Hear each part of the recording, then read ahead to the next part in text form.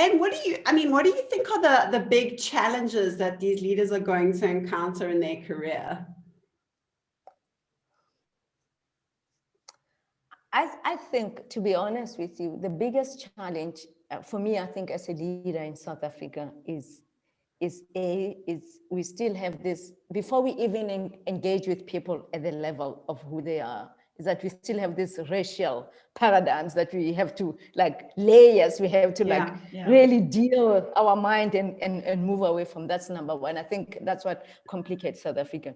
I think secondly, we have in corporate right now, top leadership, it's still people who grew up in a very, in our country or in the world, in a very patriarchal male energy of you have to be at work from 6 to 6 or 6 to 8. So the mentality of people mentality of work is you're only productive when you are at work, right?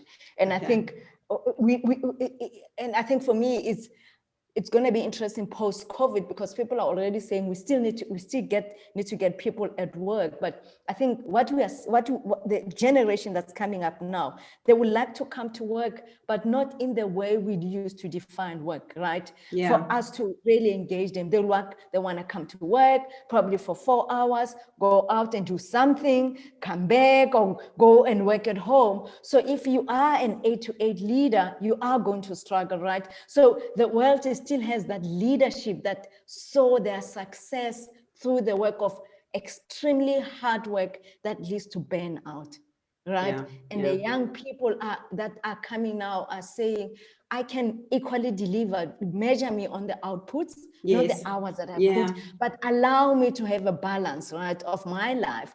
Because this is the generation that's not driven to take their kids to private school and have houses that with mortgages, that they want to work across the world. They want to have the flexibility to move and go wherever they want. So it's how do we shift that mindset? I think it's to really get out of that paradigm that work, it's as we had defined it as the generation that worked, that came through in the 80s and, and have got mortgages and, and I think paradigm, I think the challenge will be to break that paradigm to engage the upcoming generation. I think that's for sure. I think that's the biggest shift that needs to happen in the world. Okay. I agree with you a lot on that. And so off the back of that, what are the new skills that you would advise future employee experience leaders to learn and master? Yeah.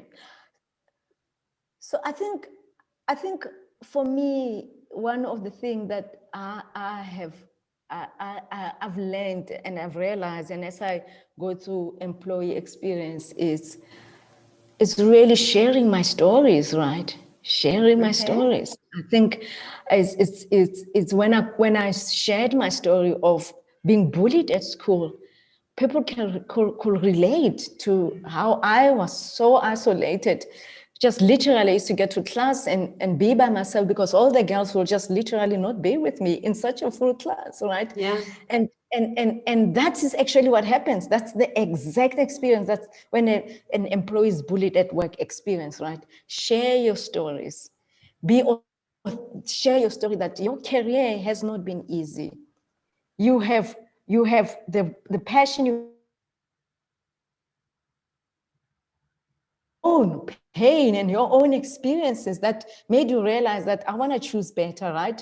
I want to be the person that creates an exciting environment for people to thrive and to be their best.